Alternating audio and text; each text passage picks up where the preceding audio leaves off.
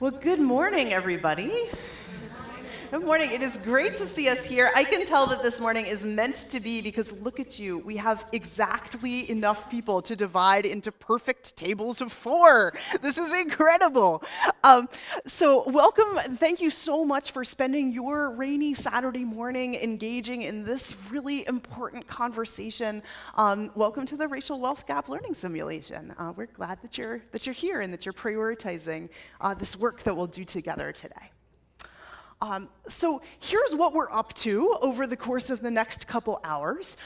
So first is the welcome, that's this. Then we will move into a look at what is the scope of hunger and poverty in America. What is the problem that we are trying to learn more about today? Then we will simulate a particular piece that contributes to that problem of hunger and poverty, and that's the racial wealth gap.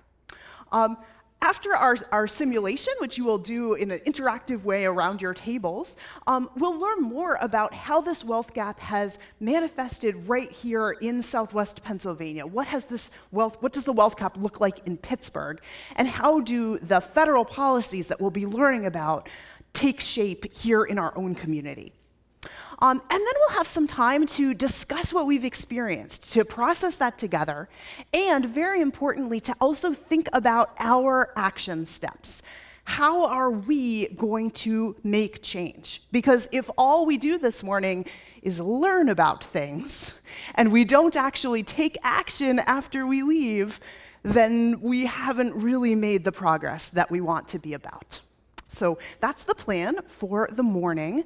I want to just do a couple of brought to you by announcements. First, I will note that this simulation that we'll be experiencing was created by Bread for the World, which is a Christian anti-hunger advocacy organization.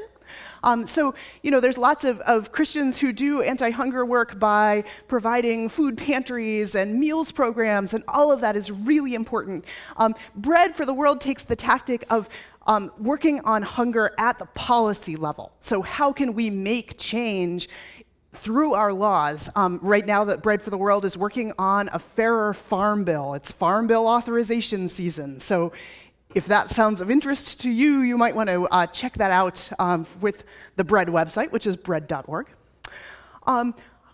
I'm coming to you live from Christian Associates of Southwest Pennsylvania, which is a regional organization bringing together Protestant, Catholic, and Orthodox churches across the 10 counties of Southwest Pennsylvania to build relationships and work for the common good. And it's honestly an honor to be invited into a Unitarian Universalist space from Christian Associates. It's really great to be building bridges with our UU friends. I went to a seminary that was about 30% UU, so always a soft spot for the UUs in my heart. And finally, I've been talking this whole time and never actually said who I am. So instead of introducing myself, I'd like to introduce my friend, Latrenda Sherrill. Latrenda is the founder and the lead consultant at Common Cause Consultants, and she has been doing this work around the racial wealth gap simulation for the last almost 2.5 years, right? It's been a little while that we've been on this journey together. So I'm really thrilled to be sharing this morning with Latrenda. Yeah. Well, I don't have anything more to say, but I'm excited to be with you here today and to illuminate some of the things that are happening in Pittsburgh, that have happened in the past and are still happening today, that amplify, the racial wealth gap. So grateful to be here with each of you. Right, super. And I'm Liddy Barlow. I'm a United Church of Christ pastor, and I serve as the executive minister at Christian Associates of Southwest Pennsylvania. The person whose name is not on the screen, but the person without whom this day would not have been possible, is Diana Hull, who is a member here at North Hills Unitarian Universalist Church. So Diana comes into this meeting as our lead publicity person, our primary organizer, and our caterer. So we are enormously grateful. Without Diana, this day would really not have been possible. And it was also Diana who printed, copied, laminated, and snipped out, which you will see was quite a project, all of our materials that we'll be using in the simulation. So huge, huge thanks to Diana. All right. So whenever we gather in a space like this, it's important that we first take time to think about how we want to be together in this place. So here are a few ideas for the ways that, that we might guide our own relationships in this time. So first, we would like each of you to be an active participant in our work today, which means, none of us are consuming this information. All of us are really turning on our own brains and engaging in a thoughtful and critical way with the materials that we'll see. We'd like to assume best intent. In other words, we all know that it's really easy to make mistakes when we are talking about a topic that's as big and challenging and complicated as racial justice. And so we know that because you're here, you probably care about this subject. You probably would like to see things change. You probably want this world to be more just, and you probably aren't going to get everything right all the time. So we're going to assume that if you're here, you're trying, you're on a learning journey, and we're going to, not condemn you and send you out the door just because you say something that might come off sounding a little bit off. As part of that, we'd like you to speak with honesty. So this is a place where hopefully you can bring your own full self, your own experiences into the conversation, where you don't need to be afraid to share who you are in this space. As a corollary to that, we hope that you will listen with curiosity. And that means really actually actively listening to what other people around the table have to say. It's so easy sometimes for us to just be framing our next comment when someone else is talking. Like, let's actually hear each other. And let's do that with that sense of curiosity, of really wanting to understand one another. Let's share the floor. All of us have been in a group discussion that turns out to be one person's monologue. Let's not do that today. So if you are that person, hey, and I say this lovingly as that person, if you are that person who takes up a lot of space in group conversations, today might be a moment for you to step back and do maybe more listening. And if you are that person who tends to be really quiet in group conversations, maybe today is your day to activate your voice and be a little bit bold and step forward.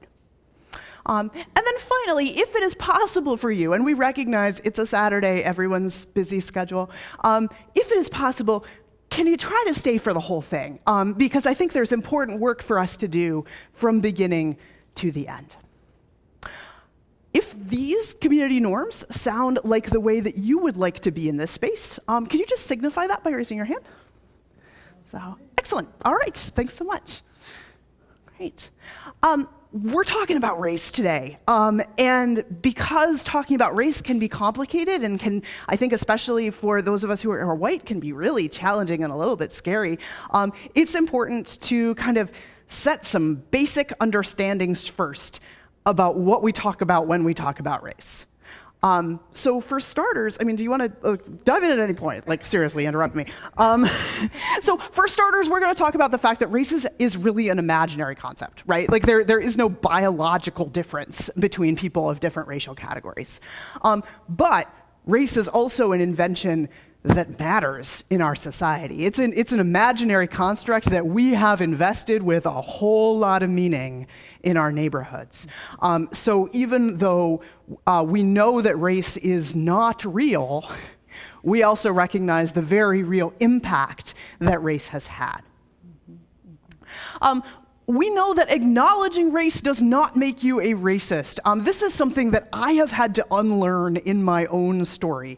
I grew up in a very, very, very white town in New Hampshire, where we considered ourselves quite progressive, where the ideal of racial attitude was taught to me as not noticing race at all. That a person who was not racist was inherently colorblind, right? That you just didn't see race, and that was the way that it should be. That should be the ideal that we all aspire to. I understand what they were trying to say when they suggested that ideal. But ultimately, a colorblind attitude means that we're also blind to the real disparities that exist. And we're also blind to the beautiful diversity of cultural differences that exist among people of varied racial and ethnic groups. And so it's really important for us to notice and acknowledge the impact that race has and the racial identities of our neighbors. And noticing that does not make you a racist. And then finally, we'll just note that this simulation uses the terminology of black and white. It's okay to say black. That's a fine vocabulary word to use. That's really an acceptable vocabulary from many of our black friends and neighbors. That's our preferred terminology. So it's really okay. We can say black out loud. It is going to be fine. Do you want to add anything to that? Just wanted to sort of underscore, right, this race is an invention piece, because it's connected to science, right? Lots of science over time gave rise to stereotypes, right? And so when you think about historically, there were anthropologists that would measure skulls, right? And so they would ask questions like, okay, clearly, right, folks from Africa have smaller skulls, and so their brain sizes may be smaller, right? And so that gives rise to this idea around, folks not having enough knowledge or not being smart and all of these other things. And just thinking about, right, faces and facial features, and there were scientists that talked about, right, having some type of specific feature on your face made you beautiful and all of these things. And these were anthropologists, these were folks over time that felt like, hey, we could use science to justify many of these stereotypes, many of these sort of hateful attitudes. So it doesn't come out of nowhere, right? Mm-hmm. Yeah, it's super important. So just wanted to underscore that piece of it. Mm-hmm. So let's turn towards looking at what hunger and poverty look like in the United States today. So here's some statistics from prior to the pandemic.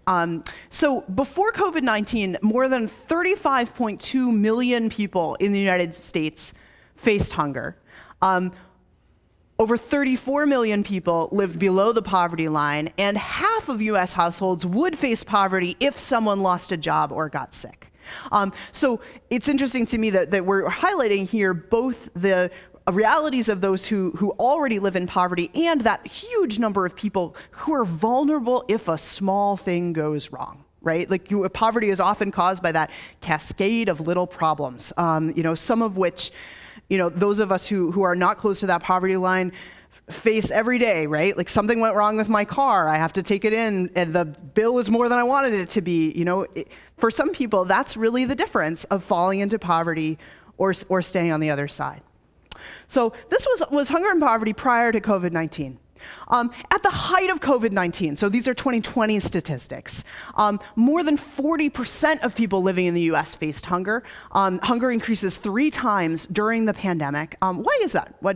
Just shout out, why do we think we saw that happen at the height of the pandemic?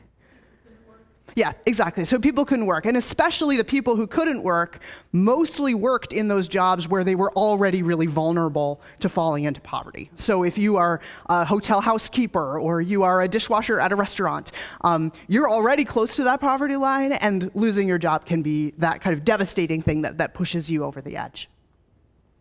And we'll see that it's not just those households that fared worse during COVID-19. It's also that even those of us who were not looking at that cliff prior to the pandemic, during COVID, as many as 80% of U.S. households became vulnerable to falling into poverty.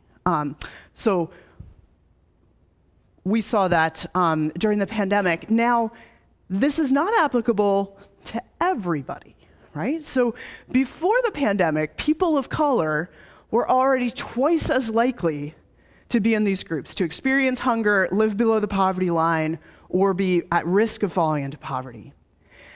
During the pandemic, Black, Latinx, and Indigenous households became 3 times as likely to experience these realities. So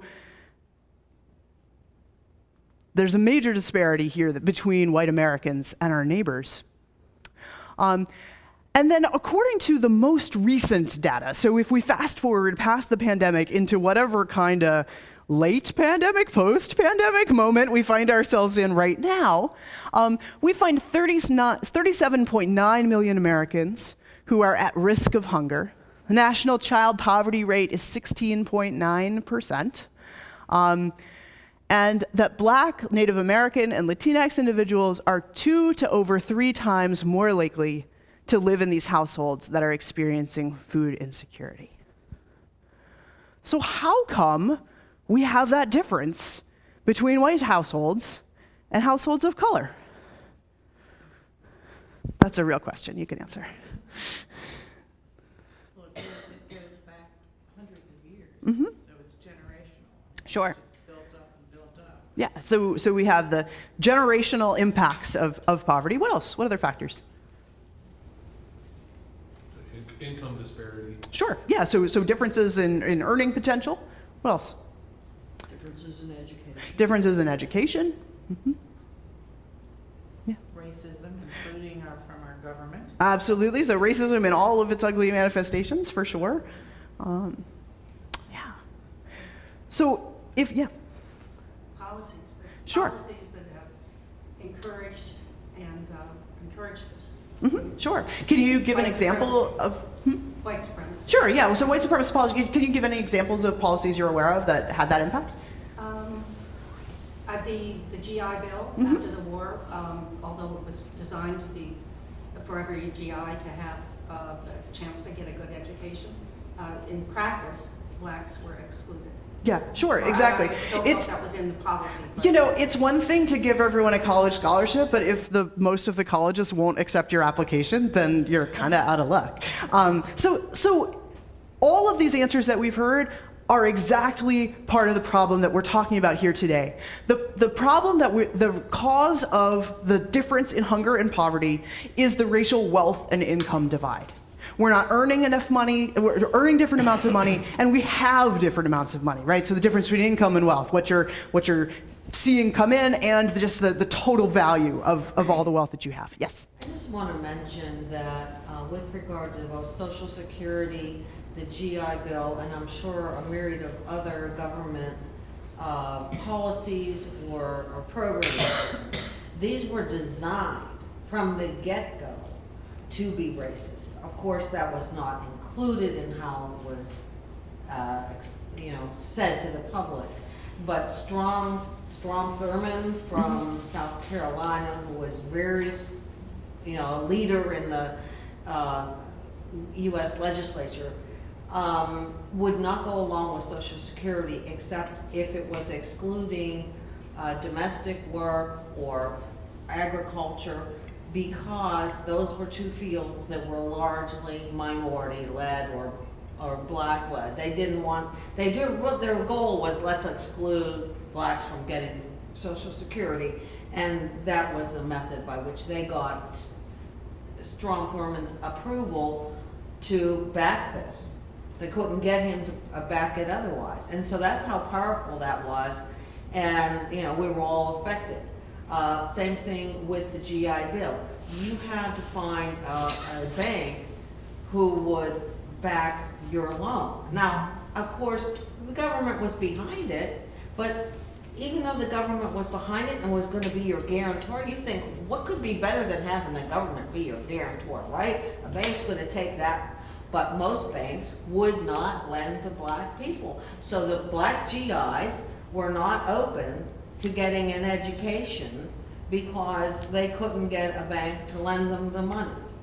And that was US-wide. That is not, those things didn't just happen in the South. So Yeah. I just wanted to point out they were very purposeful. Yeah. in their purpose. Yeah, thank you, Pat. I think there definitely are, if you go back and look more carefully at each of the different policies that we're going to be discussing today, because exactly, some of these that you're named are the topics that we're examining in the simulation. There are cases where there really does seem to be intent. I think there's also cases where racism and sort of solving the racial wealth gap was probably not necessarily on the minds of the legislatures. I think there are times when people were making policies with their racism and the systemic racism in the US kind of tucked in a more subconscious part of their brain, but that doesn't change the fact that the policies had this impact. Yeah. You're pointing toward a phenomenon that hasn't been mentioned, and that's ignorance on the part of white population of these factors. Yeah, yeah. That remains a huge barrier. Yeah, yeah, exactly. And so I think, like, you know, for opportunities for us to gather like this and have these conversations ultimately allow us to be the ones who are then talking with our representatives, you know, speaking with the people who are making new laws today and insisting that we apply this lens of racial justice to whatever pieces of legislation are crossing their desk. So why the simulation? First, we know that there is a connection between wealth, income, and hunger. Remember, this was developed by Bread, which has a particular interest in the issue of hunger. So if you don't have wealth, if you don't have money in the bank, if you don't own a house, if you don't have possessions that you can use as collateral for a loan, then you are more likely to become poor. And when you are poor, you are more likely to experience hunger. So that kind of gets us the connection between those issues. So our hope through this simulation today is to talk about why this, exactly what the conversation we just started, right? Why do you have to consider racial equity if we want to look at issues of wealth and poverty? And how can we apply this not just as historians looking at past policies, but how can we apply it in the decisions that are being made in the halls of power where we as voters, as advocates, have the ability to make direct impulse. So we're going to do a simulation. Now, notice that I'm using the terminology of simulation. This looks like a game in that it has little cards that we're sharing around tables. It is not a game, it's a simulation. This is serious stuff we're doing. The simulation is coming to you in these manila envelopes that are being delivered, even as we speak, to your tables. Let me talk you through how this works. So before you open your envelope, let me give some directions. So the first thing you're going to do in the simulation is determine who among your table is going to play the part of a white participant and a black participant in the simulation. So there is an envelope in here that includes literal race cards. If anyone ever accused you of playing the race card, you maybe hadn't done it before, but you're going to do it today. So you are going to draw one of these cards. It will identify you as either a white participant or a black participant. For the rest of the simulation, that will be your racial identity, and you'll follow the instructions. So the cards will say, you know, white participants do this, black participants do that. That's where you get that identity from. Then you will have a pack of 13 large cards that are your scenario cards. Your group is going to read through these cards one at a time. It's helpful to maybe take turns around your table. Those who feel comfortable reading out loud can read the cards out loud. Each of those scenario cards is going to tell you about a policy, a federal policy in the United States from the Reconstruction era to the present day. They're numbered, so they go through in historical order. You will read that card. It'll tell you about the policy. At the bottom of the card, it will give instructions to the participants of what to do. It will tell you to either draw or put back 3 different kinds of the smallest cards in your packet. Those are money cards, land cards, and lost opportunity cards. So as you, as a participant, are instructed to draw those cards, just spread them out in front of you. I think it's helpful during this exercise to see what cards you have, and make sure that you place the decks of those cards in the middle of the table so that everyone can reach them to follow instructions. It's possible that this sounded confusing. I promise it's actually pretty straightforward when you get into it. But Latrenda and I are happy to come around and help you get started or answer any questions that you might have. Yeah, exactly. So we're going to give you 50 minutes to do the simulation. That's enough time not only for you to read the scenario and draw your cards, it's also time for you to have some conversation with each other. So feel free as you're going through to share a story about how this policy maybe affected your own family or your own life or your own neighborhood, or ask some questions and say that you're confused and talk things over with each other. Check in with each other about how you're feeling over the course of the simulation. So there's time for you to have those conversations. We'll be kind of making sure that everybody's staying on track time-wise. So we might tell you need to slow up or speed down, or the reverse of those things, and we'll work that out. Okay, all right. Enjoy the racial wealth gap simulation. I think you'll find it illuminating and interesting. Ready to go.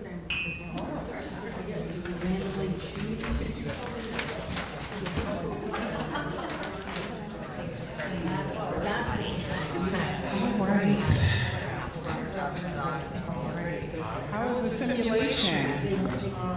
It's good. It's good. Informative. Enlightening. Okay. Sad. Okay. Lots of words and feelings. Yes. It's real, right? It's real. I want to make sure we always bring it back to real time. Because I always want people to know, and I came up here and I needed to ask, could I get on the podium? But I really think that, it's really important for people to always understand, right, that there are real-time, real-life consequences for this history, okay? And so I have a number of slides in very much pseudo-professor mode that I sometimes think I am, to share with you just a little bit about Pittsburgh history. So I'm going to try to do a couple things at once, okay? And so, what I'm hoping is my portion really highlights, right, what's happening as it relates to outcomes for Pittsburghers. And so I really want you to listen to elements that may or may not be familiar to you, right? And I want us to have a conversation about those things. Cool. So this is a picture of the Hill District in 1913. So in the late 19th century, Pittsburgh was home to a thriving Black community that concentrated in the Lower Hill near Wiley Avenue, an area they called Little Haiti. Many of these residents were formerly enslaved people that escaped Jim Crow South in search of a better life and worked outside of the Lower Hill. So barred from working in the mines, Black residents found themselves working closer to downtown in the hospitality and construction industries, which were an easy commute from the Lower Hill. In 1917, when the U.S. joined World War I, Blacks were finally given the opportunity to work in the mines. Unfortunately, they were forced to work in the most physically demanding jobs where they received low pay and had minimal room for advancement. Although Black Hill District residents were prevented from being leaders in the workforce outside of the Lower Hill, their communities affirmed and centered the talents of their potential, right? Residents found themselves at the epicenter of Black culture, where they had plenty of options for entertainment and socializing. Black Pittsburghers had created a Black newspaper, owned 2 baseball teams, and the Hill District was a hot spot for avant-garde musicians, writers, right? All of the things. The Hill District communities became self-sustaining with Black businesses, community leaders, teachers, lawyers, and doctors. But the Hill District was not the only predominantly Black neighborhood in the Pittsburgh region. So by the 1920s, 41% of Black Pittsburghers lived in the Hill District, 17% East Liberty.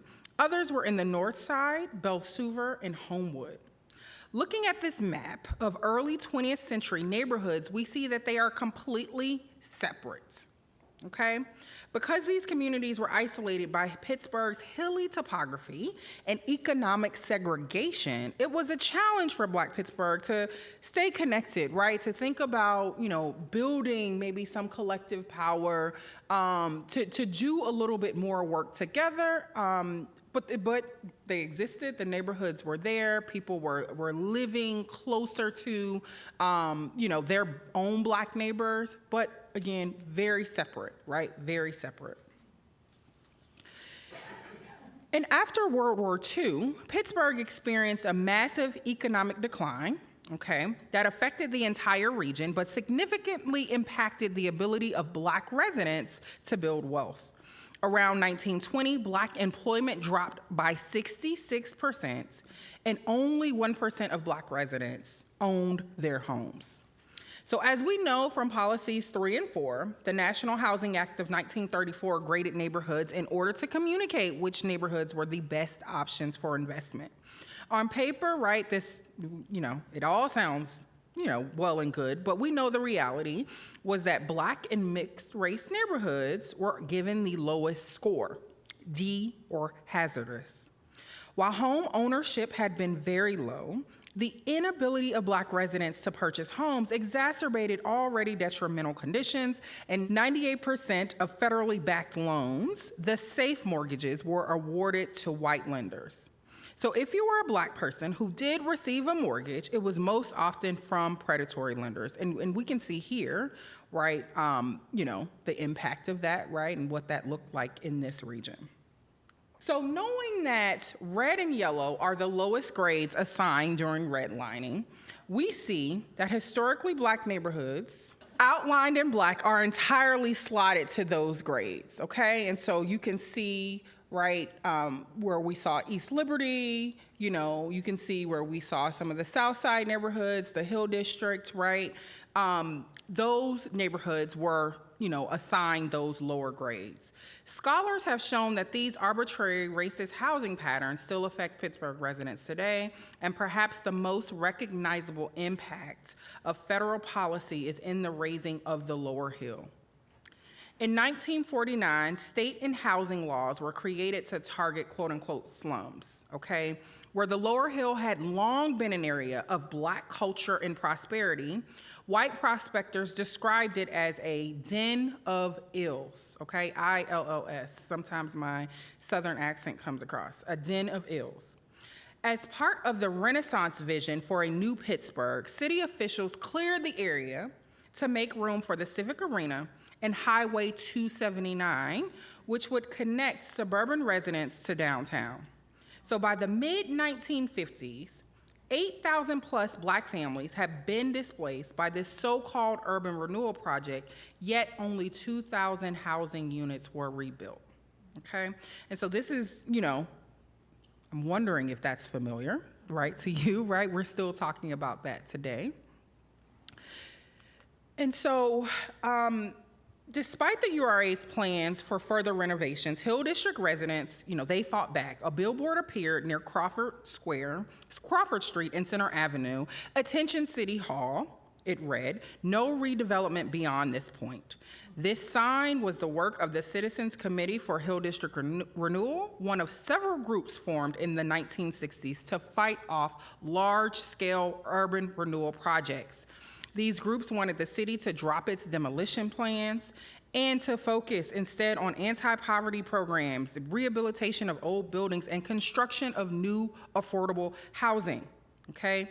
The message worked. Further demolition of the hill stopped at the intersection now known as Freedom Corner, okay? So if you see that in the Hill District, that is the reason sort of why that space is commemorated. However, the thousands of displaced Hill District residents still needed new homes, and many moved to other traditionally Black neighborhoods. Of particular interest for our current moment is Homewood, okay? Which saw a 460% increase in Black residents from 1940 to 1960. Much like the Hill District, Homewood was once a bustling, self-contained community, yet there was one key difference. Its population was largely white rather than Black.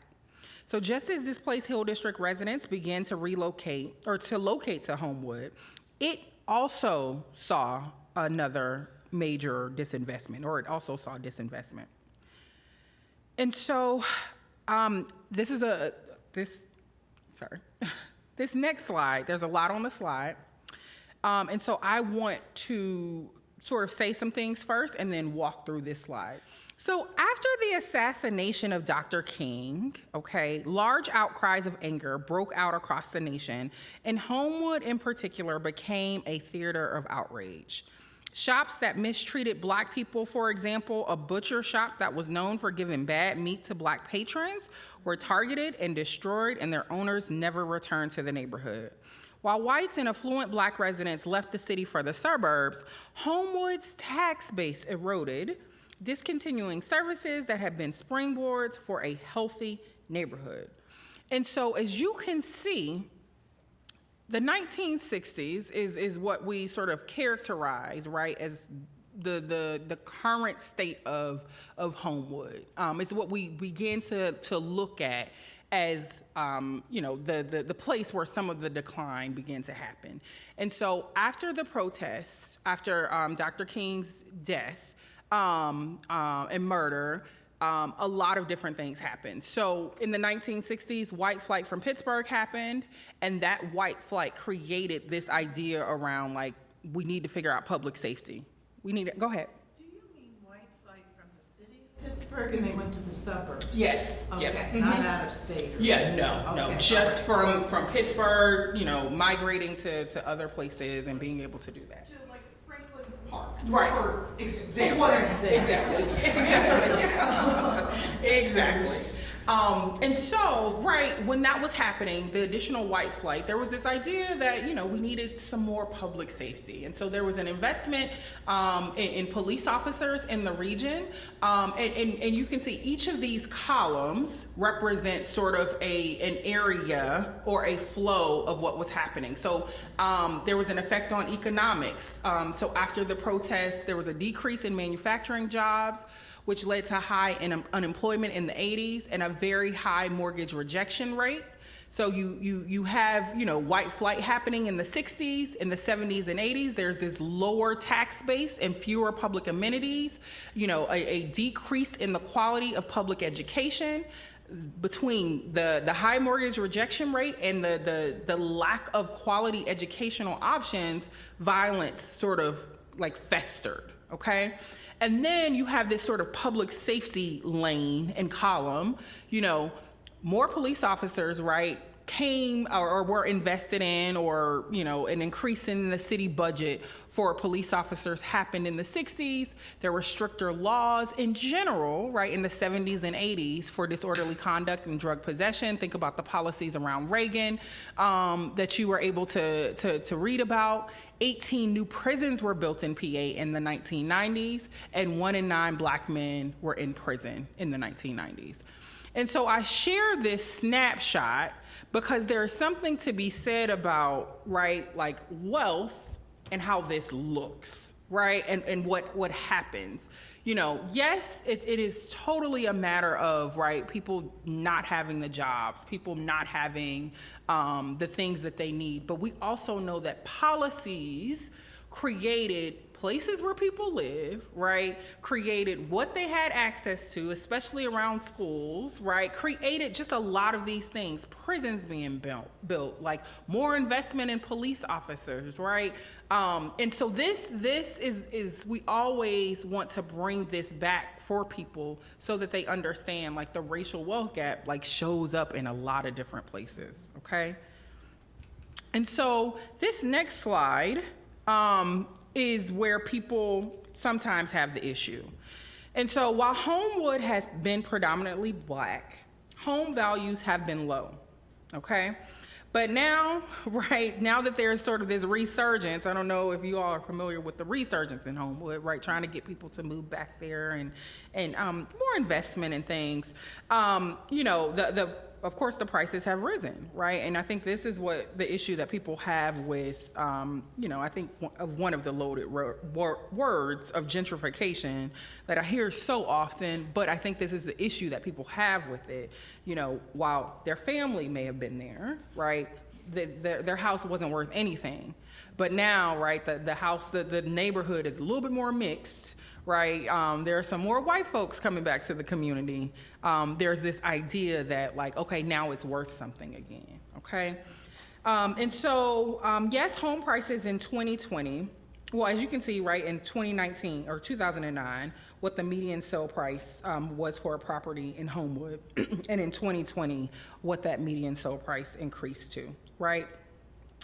So we have to reflect, how can we ensure Homewood's legacy residents, right, people who have lived there for ages, can continue to afford to live in their neighborhood? And often the question that, you know, I like to ask of our political leaders and things is, what does a thriving Black Pittsburgh look like, right? What does a place where Black Pittsburghers can feel at home, right, can access a bunch of different things, what does that begin to look like when we're in all of these other contexts and continuing to think about the history and all of that, okay? And so, what is the racial wealth gap? And I don't know if we do this together or how we want to do this. Well, sure. So, I mean, I think the real question is, some of you have already picked up your materials, but if you haven't, and if you were a white participant in the simulation, can you count up your money cards for us? How many money cards do you have in front of you? 13. So I'm hearing 13. So, okay, so white participants, 13 money cards. If you were a Black participant in the simulation, how many money cards did you have at the end? So some had 0, some had 1. Oh, you were the lucky one. Yeah. One, okay. Good. Lucky, okay. Right. I have 3 because we were benefited. We Wow. were given charity. Oh, And good. so, There you go. down. You trickled out. Okay. All right. Gotcha. So this 13-to-1 ratio that we saw in our simulation today, that is not just a number of cards that we cut out and laminated and put on a table. 13-to-1 is the actual wealth gap between Black and white Americans in the United States. So imagine your little slips of paper as actual dollars in people's bank accounts, and that is the reality of the world that we're facing. Sir. Is You want me to that, go? Okay. is the ratio of land cards the same in this, is that? No, that is not necessarily connected, right? Like I don't. Yeah, I don't think that was designed as a sort of as an immediate one-to-one correlation. But we do know, obviously, that land ownership and wealth is like direct, right? Like home ownership as the avenue towards wealth has always been the way that our whole tax system is set up to encourage that. Yeah. And one thing that I also like to point out is that even amongst the lowest earners, so like, you know, I think that's the average, right, for folks in America. But amongst the lowest earners, so those that are living at or near the poverty level, the gap even widens, right? And so right now it's 13-to-1. We have that slide a little later? Yeah. Gotcha. Yeah. So for Americans living near the poverty line, the average net worth for white Americans is $18,000, and for Black Americans, it's nothing. Oh. Yeah. Why do you think that is, based on Zero's the median. what has this simulation taught you as to why that persists, why that's a thing? Whites are more apt to have land, property. They're probably more apt to have a job with a 401k. Mm-hmm. This is the product of a long time of bias that is not just recent. I was just gonna say, a lot of it is generational wealth that was passed down to us, or opportunities that we were able to take advantage of the Black parents couldn't have provided. I was in a simulation with someone recently, and she was telling me how, she was like, it was interesting, you know, my parents pulled out the equity in their home and they used that to pay for my school. And I was just, I had a moment, like in the simulation, because I was like, oh, that's how that works, right? Like that's a whole thing. So yeah, it's generational and it compounds, right? So it's the multiplier is the wealth and the land, right? And then you get access to all of those other things. I got into doing sort of family history and genealogy a couple years ago, and I found some documents around some ancestors of mine back in the 1600s on Long Island. And one of the documents we found is a will. And there's the father leaving his property to his son. And that's where this started, right? Like it started like all that time ago, right? Is one person does that, and then like that gets passed to the next generation and the next and the next and the next. And meanwhile, my black neighbors were not owning property in their families, if they were lucky, in the last 150 years, right? So like we had a century upon century head start. Something that came up in our discussion as we went along, as we could see what was happening, was a sense of hopelessness on the part of the blacks. So, you know, it's always been this way, so it's going to be this way. And so what chance do we have? That's all we know. Right? I mean, it's definitely a thing. Yeah. I think though, you know, I think what history has taught folks, right, is there's a unfortunate, but and I don't even want to say resiliency because I don't want people using it, but I feel like I want to use it as a black person. You know, when you have kids, right, you just want your kids to do and be better and do all of the things, right? And so you have no choice. You have no choice but to push through and persist and do the things, even despite the shackles, both real and all real, but both like, right, literal and figurative, right, exactly.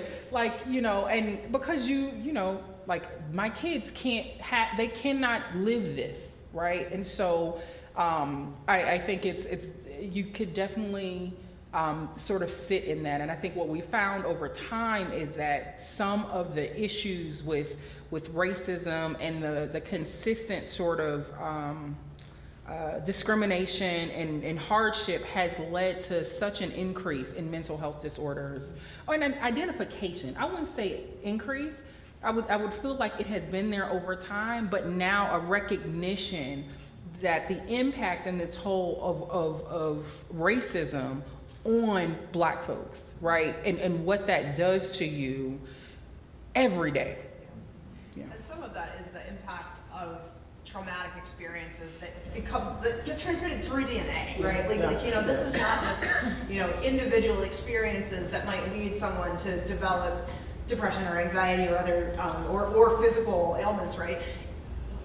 Trauma transmits, Yes. You know, and so we're still looking at, like, we talked earlier about how race is not biological, but trauma has a biological component, you know, where all of us still kind of dealing with our ancestors' stuff. And so for us to be able to find healing, resiliency, however we want to label that, can be a gift to the next generations when our society makes that possible. Another thing I wanted to mention is that they didn't bring up the health issues.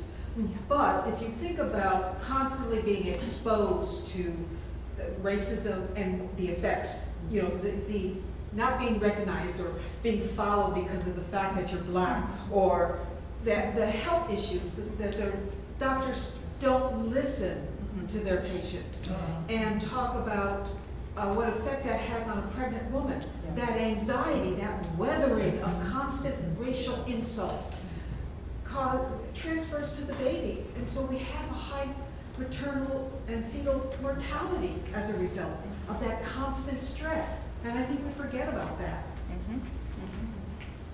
Go ahead. I was going to say the same thing as Diana's. Okay. Just in terms of speaking to that trauma, as a black person who identifies as such in real life, I think to the health issue, I had a major life issue about 5 years ago where I really started questioning every system. So I had a planned medical procedure, and I needed a foot surgery. And so you have to do all these like health things to get cleared to actually have surgery. And so I do have a pre-existing condition, and so I always go to the doctor every 3 months to make sure things are okay. So the trauma is, I go to the doctor every 3 months, they take your blood, cholesterol, all these things, do this lab work, it's like an ongoing thing.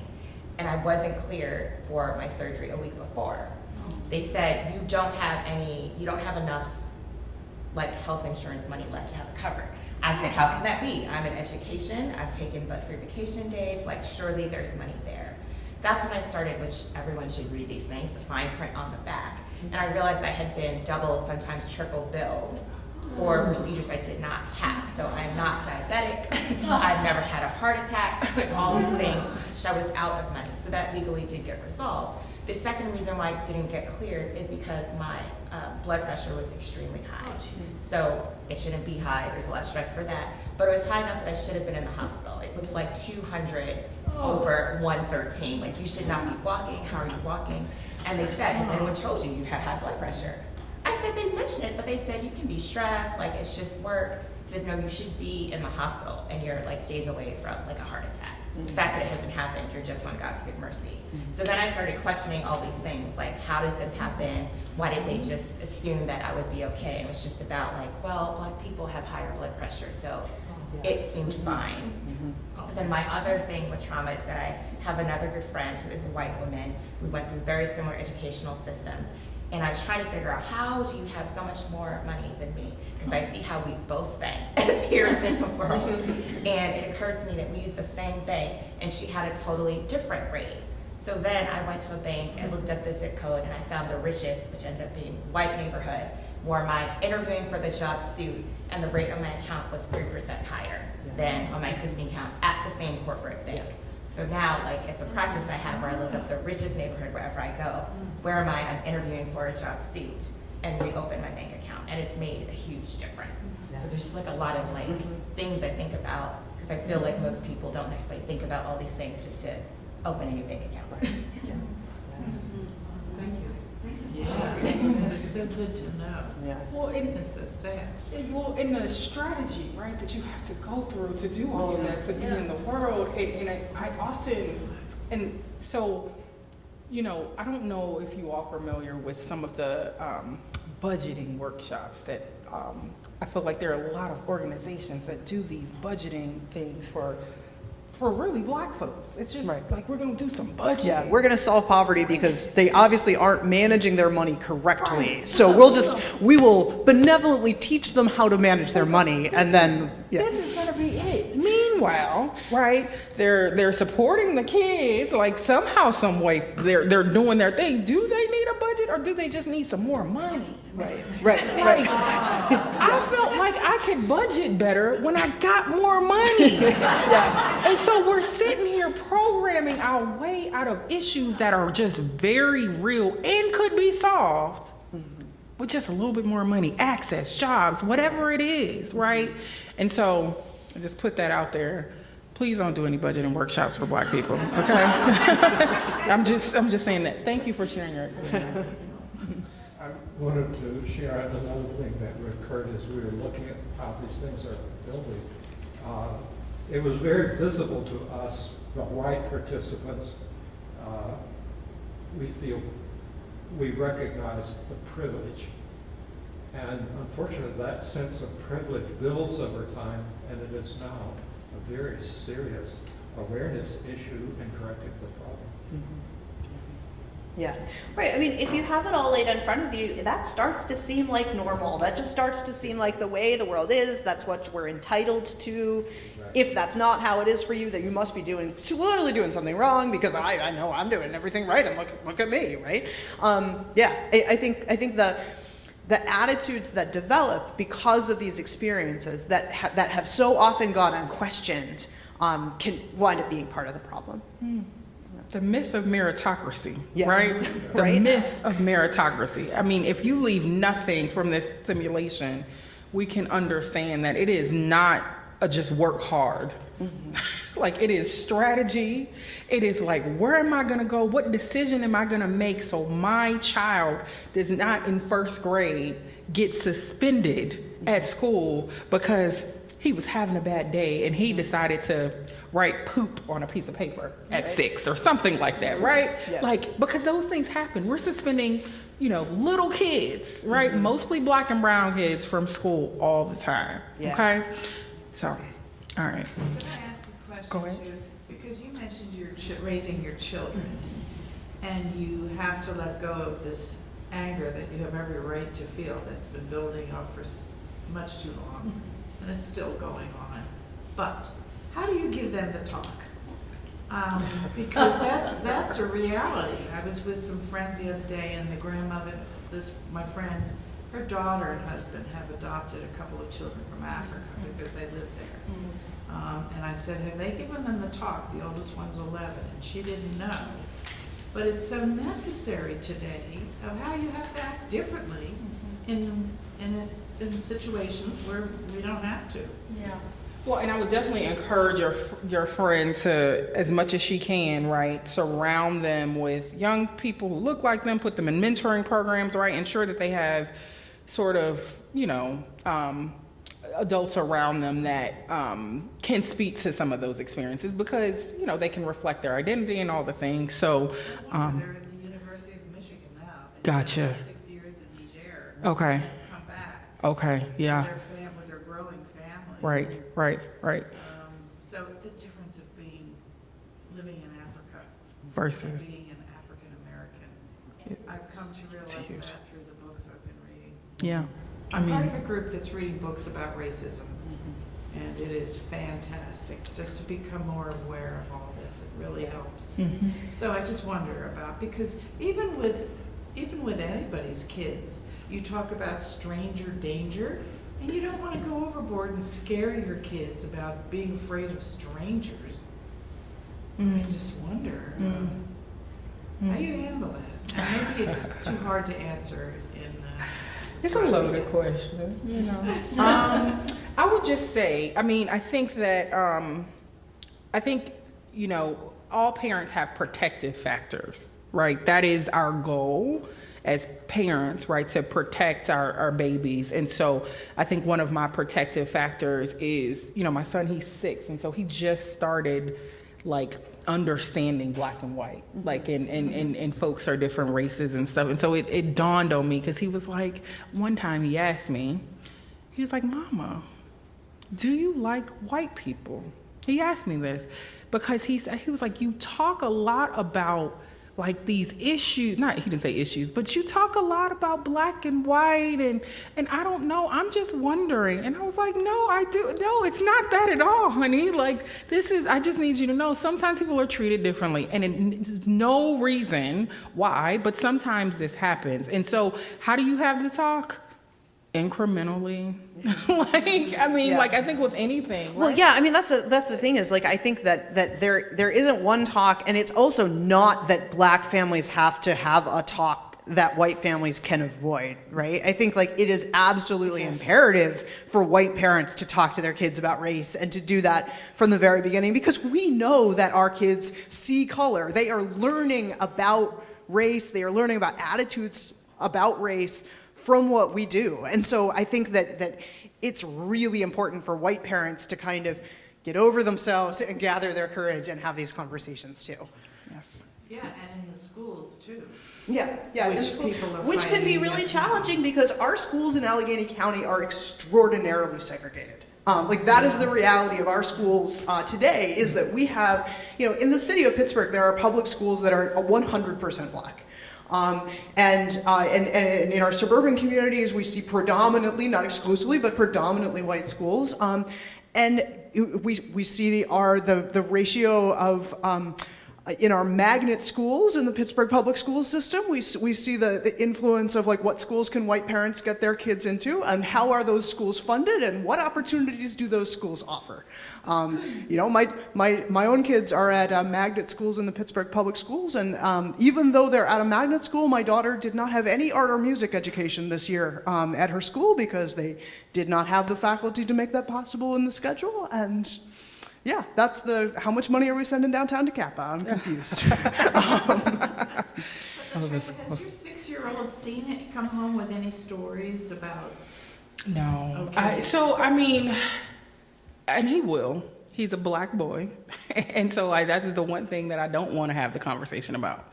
I don't want to have the talk. No black parent wants to have the talk. Yeah, I am dreading that. When I said the talk, I don't mean about racism. Yeah. Well, I guess I do. Yeah. But the policeman stopping is what I'm thinking of first.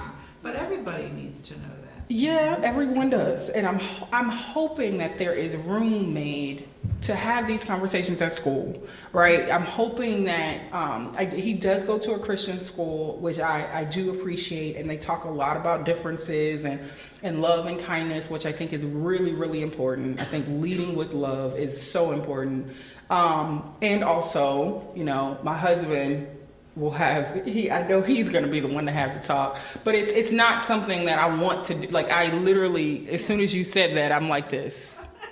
Honestly, because I don't want to, like, it leads to, right, protecting, I mean, the thing is, if I don't have that talk, it's life or death for me. Yes. Right? And so, like, I don't want to have the talk, but it's a real thing. But anyways, but I hear you. Thank you. That's the point I'd like to contribute. I think it's very important, as you both recognized, for both white and black families to have the talk, a talk. But the difference is that for a black family, the talk is life-saving, potentially, and for white families, it's more observational. And actions that we've been talking about here that go on among civilized people. I have a friend whose grandchildren, grandsons, and nephews start getting the talk when they're about 6 or 7. You know, in little pieces, but those young boys have to learn how to get to school and get back, and how not to stay out after 9 p.m. You know, it's just phenomenal, and it's a case of safety. Mm-hmm. And I know you know that, but I hope you all recognize that the talk can be significantly. Yeah. And it still won't save you. No, right? And that's the thing, right? I know. We can have the talk, we can do all the things, and we have seen from the Trayvon Martins, from the Ahmaud Arbery's, from the time and time again where the talk won't save you, right? And so, like, you just do what you can. Like, do the best you can. And if your young man goes up to a strange door to pick up his younger brothers and take them home in the evening and gets shot through the door, you know, you can't know that. Yeah. And so it is definitely up to us.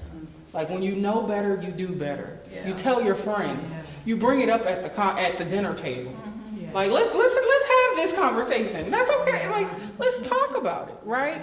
You know, I think people don't want to talk about politics. They don't want to talk about all these things, but have the conflict. Let's ruffle some feathers at the dinner table, because that's where it's going to happen. It's the hearts and minds conversations that need to happen at the tables, right? And then getting people to think about, okay, well, what can we do now that we know? Yeah, exactly. And I think, like, you know, this is the perfect thing for you to take into those conversations is, like, guess what I did last Saturday? Hey, I just learned this amazing fact that I had no idea about. Like, did you know that people in Pittsburgh went through this and this? Or did you know that 13 to 1, right?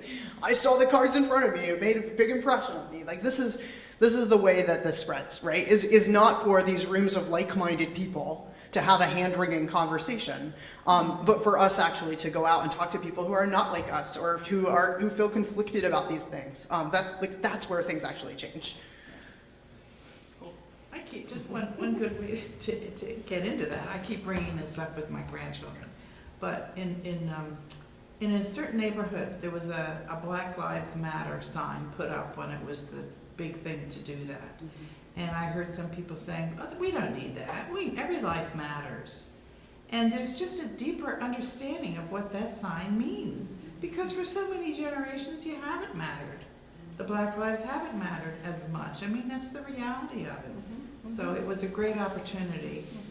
Those people don't bring up that topic anymore with me, but anyway. Well, you know, and I'm liking the all lives matter conversation to the colorblind. Sure, sometimes, absolutely. right? No, I think it has often come from a good place, right? I mean, I think recognizing. I mean, we're in a UU church, right? Recognizing the inherent worth and dignity of every human being is that is a good value to have, and I think our problem has been when we've taken that universal value and try to assume that that value is already being accepted across all communities where it clearly has not been. And so we have to, like, recognize those particular places where we can fix that in order to actually make that a reality. Like, it would be a great day if we could put up an All Lives Matter banner and have that actually represent the reality of our communities, but, like, that's just not where we are yet. Not it. Yeah. Okay. Now, where am I? Okay. Sorry, my computer. Okay, so this gets us to, right, what is your role in this space? And are you an ally, an accomplice, or a savior? Okay? And so, you know, on this slide, we offer sort of these 3 tenets of action, okay? And sometimes the 3 overlap, sometimes they seep into each other, but they are all rooted in the same place, good intentions. And so if it helps you to think of each of these 3 tenets as bite-sized pieces, we want you to think of allyship, that blue circle, as feelings first. We want you to think of accompliceship, that white circle, as systems first, and saviorship, that sort of orangey circle, as me first. So allies are mindful of their place in the system of oppression. And allies offers quiet support, never seeking to put themselves in the center of the conversation, and focuses on how they can support the individual who needs support. This is accomplished by self-awareness of how your actions affect others. When someone calls you out on your behavior, you take a step back towards being a strong ally by taking their message to heart and working on becoming a better friend and confidant. Now, accomplice, takes just a few extra steps from allyship. Okay, as you'll see in the diagram, the overlapping facet of allyship and accomplishship is the willingness to examine your own biases, right? Once you've done this, you're ready to do the work of becoming a more vocal advocate for change that will hopefully have a direct impact on systems of oppression. Accomplishship leverages individual power to tackle larger structures of systemic oppression. An accomplice must be willing to use their power, be it the privilege of race, being able-bodied, or body size, right, to disrupt the systems that make life unfair for people at the bottom of the hierarchy. And then there's this other bucket, right, savior. A savior is usually someone who centers themselves in the conversation and just seeks the moral validation for their good deeds upon the less fortunate, right? They never really interrogate the systems or seek to dismantle those systems of power in the first place, and they place themselves as someone who assumes a burden of leadership, right? Like, I must do this to rescue, to save, to, they're suffering. So I have to go and do this, right? No one asked me, but I'm going to go and do it anyway. And so these are sort of what I always like to bring people to before the end of this simulation. Because there are lots of words used in these spaces, right? And we use ally a lot. But allyship is a very important space to play. But we really want to tackle systems, right? Because we see that policies created these things, and the only way we can undo is through more policies, right? It's not going to be programs. Right? It's not going to be a budget, right? It's going to be policies, okay? It's not going to be a book club. I mean, that's the first step, right? That's the first step. It is, but we don't fix it that way. We don't fix it. We don't fix it that way. Questions on this?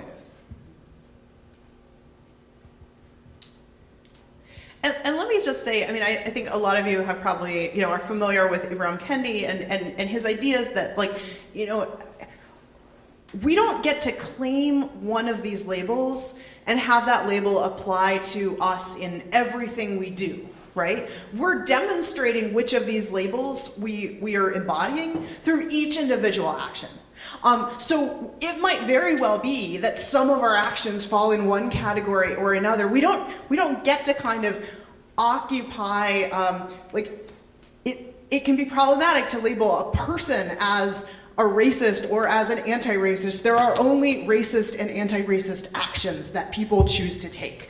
And all of us are making a mix of those actions every single day. So yeah, we don't, great, go ahead, be an accomplice, but then be an accomplice all the time, every time, right? Don't just sit back and rest on your laurels. Yep. Okay. Other questions? Go ahead. Could you give an example of performative use of privilege? Okay, that's a good one. Performative use of privilege. So I think some of that could be some of what people say. I think usually I see that performative use in just the things that people say. So if someone would say, like they're in a space, right, and they have the right words, right? You're talking about white privilege. You're talking about I know I'm privileged. You're talking about, but like when it comes to your own actions, when it comes to like the examining, when it comes to what you do behind closed doors, the money you give, you say all the right things, but all of the rest of that stuff you're not doing. Right.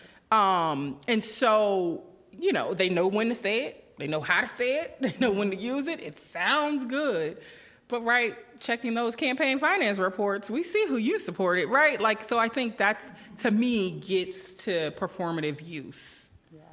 Right, it's like, you're putting together a panel discussion, and you're like, oh, we definitely need a black person on this panel.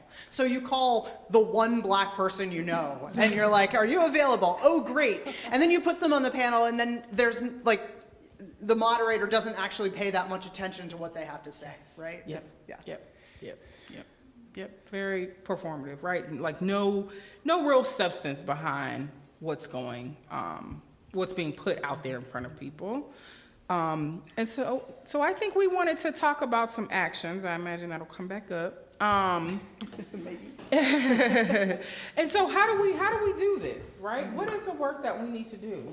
Like, what does that look like? Yeah, I mean, I think that it's very, very easy to get very depressed in this conversation.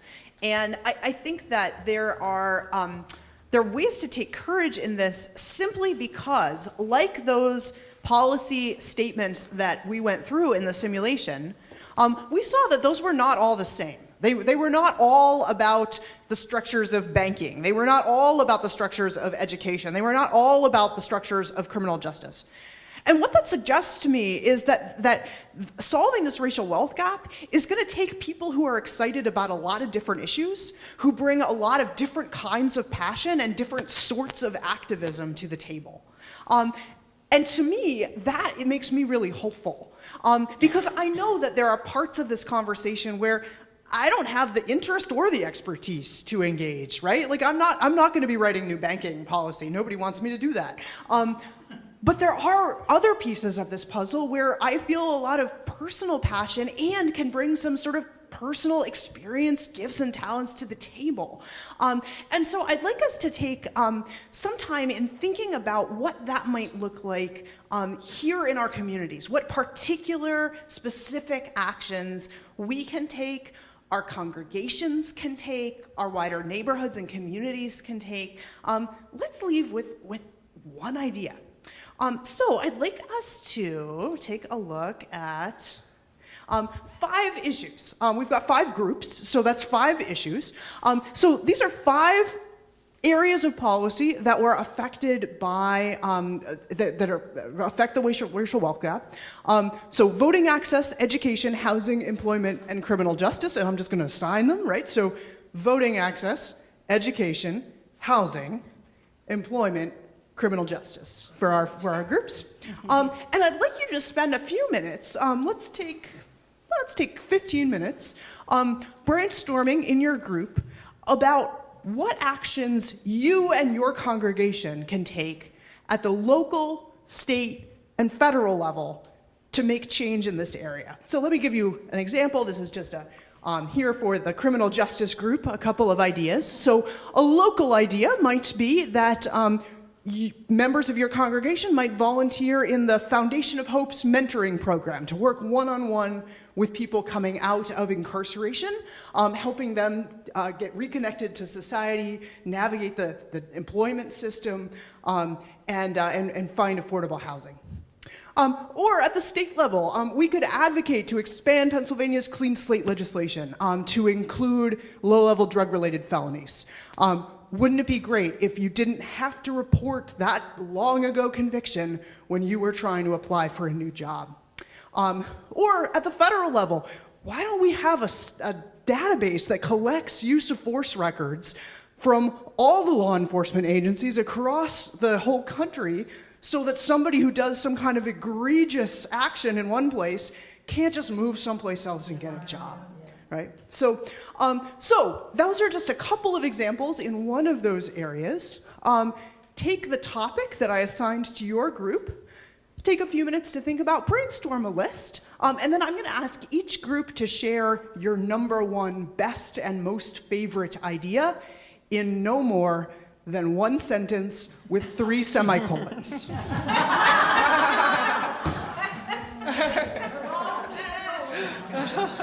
a dictator here.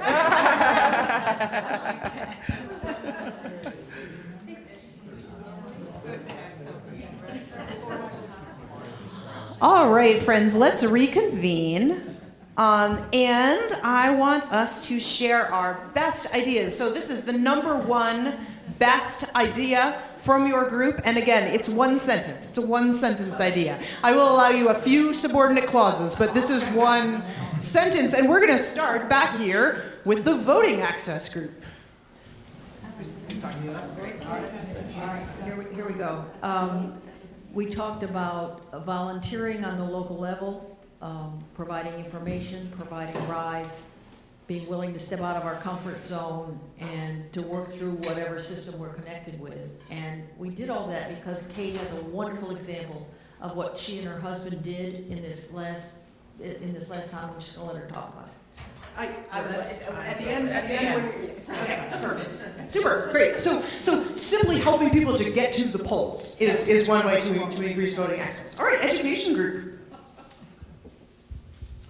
Being a digital person, I took notes instead of talking, and a preamble.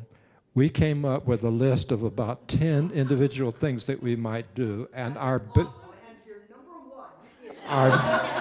number one is any individual action, so that you can be inside the school and so you can see for yourself where you can make the best change contribution.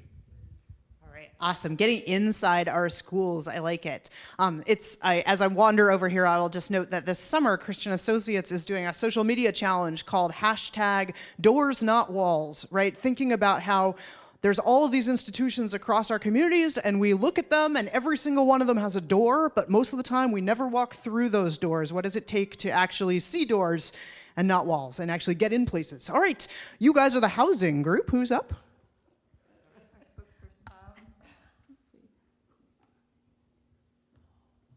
Okay.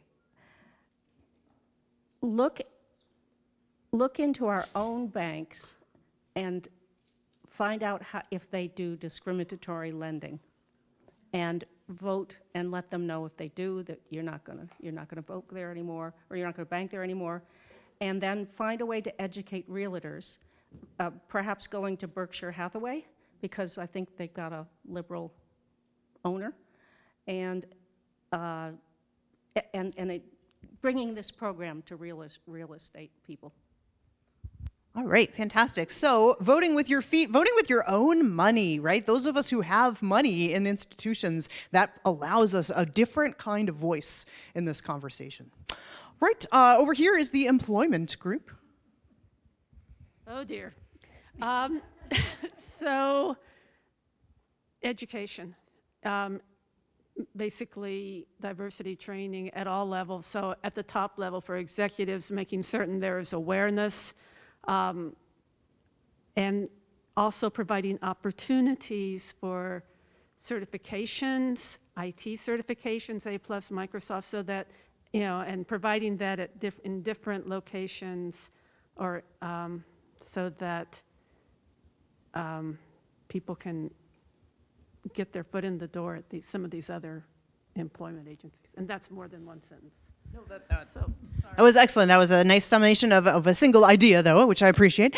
And finally, our criminal justice group. So on the local level, we believe that if there was legislation passed to where you'd end cash bail for minor offenses, low-level offenses, nonviolent offenses, that would cut the rate of folks in the jails in half at least, and they'd still be able to work, pay their bills, live in their homes, provide for their families. And it would also save taxpayer dollars money, because we wouldn't be funding additional people in the jail.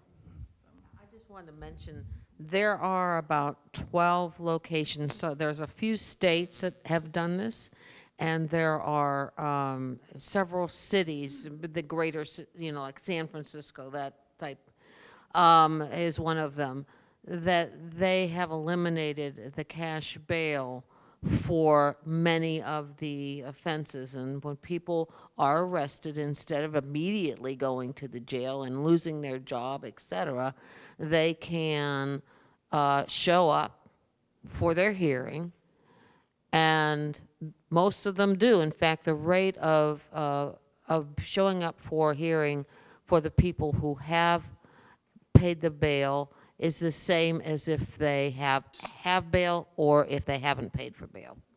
And paying for bail is very expensive, and people who are lower socioeconomic can't do it.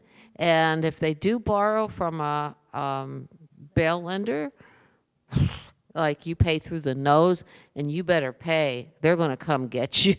It's just a step up from the mob. So, yeah. All right, so 5 issues, 5 ideas, and a whole page, in most cases, of other brainstormed ideas. Did you hear something in this list that feels like something that you can be part of the solution for? Is there a piece of this that you could do?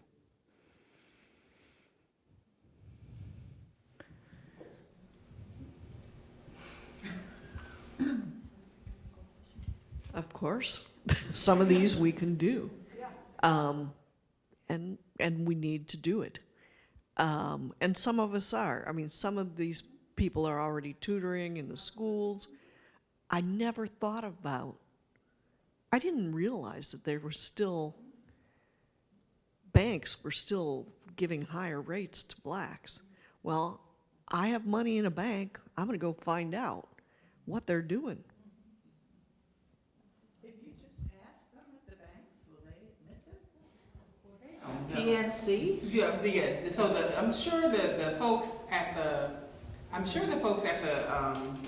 branches may not know, but I will say, in the city of Pittsburgh, there's an actual legislation that the city of Pittsburgh is supposed to produce this report, and that's where I think PCRG has the report. And so Pittsburgh Community Reinvestment Group has the report of the amount of lending that is done to black and white folks that, by race or something like that. I don't know if they have the rates. I think they may only have the amounts. But I would check that out. And there is a piece of city code that the city is actually supposed to examine that pretty often to then determine how they move their money. But there is something in city code. When I worked for city government, it was a specific piece of legislation that was in there. So when you go to a bank to borrow money, do you see the bank manager? Is that who you talk with? Because that's easy enough to do. Yeah, you see a loan officer, or something like that. Loan officer. Yeah, and I think in a lot of cases, they'll tell you that this is by zip code, but we know why our zip codes are set up the way they are, right? I mean, so I think it's unlikely to me that a lot of institutions are going to come right out and say, yes, we are practicing racial bias in our business procedures, but we need to figure out a way to find PCRC. Are there institutions that clearly don't do that? See, that's a good question. Yeah, I mean, I would imagine that my tendency would probably be to look at sort of what some of the credit union options are and see where things are financed. Yeah, Pittsburgh Dollar Bank is very progressive and very fair-minded, and they go out of their way. Real estate, something, mortgage, yeah. So just in closing, a couple of ideas for seeking out some more information about the topics that we covered today. So if you would like to read more about any of these policies that we discussed, please check out at bread.org/simulation. You can find a full PDF with the policies, explaining each of the policies of those 14 policies on the card in more detail. And each one of those explanations also includes a bibliography, linking you to books and scholarly articles and reports that kind of flesh out that topic. So if you'd like to kind of inform yourself more about those policies, that's a great way to do it. There's a few other pieces produced by Bread for the World around racial equity, including a racial equity scorecard to be used to assess new pieces of legislation. As we continue to set policies, how do we ensure that we're not making these same mistakes intentionally or inadvertently, and setting up a wealth gap for our descendants, and perpetuating this. And I will send Diana that follow-up email with the links, and she can make sure that anyone who registered for today receives that. So, and this simulation is open source. This is something that anyone could log in, get all of the information to do. So you can find that at bread.org/simulation. If you'd like people to come and present this simulation to a group that you are part of, whether that's a faith-related group or a community civic group or a professional organization, both Latrenda and I do this all the time, and are happy to talk more to you about how that can work out in your organization. Yes? Linked with Pittsburgh Community Food Bank? Yeah, so we have a local, so Bread is a national organization. We have a very active Southwest Pennsylvania Bread team, which if anyone's interested in that, we meet regularly with our senators and representatives. It's kind of fun. If you're interested in that, I can connect you. And we're connected in with a lot of the other hunger organizations collectively. And as you probably know, the organizations like the Food Bank do that work of charity and distributing food, but also have policy arms, right? Are also doing this work of advocacy too. Yeah. Okay, thanks. Great. Thank you so much for your time and attention and engagement today. This has been really wonderful. Last words, parting thoughts? Go ahead.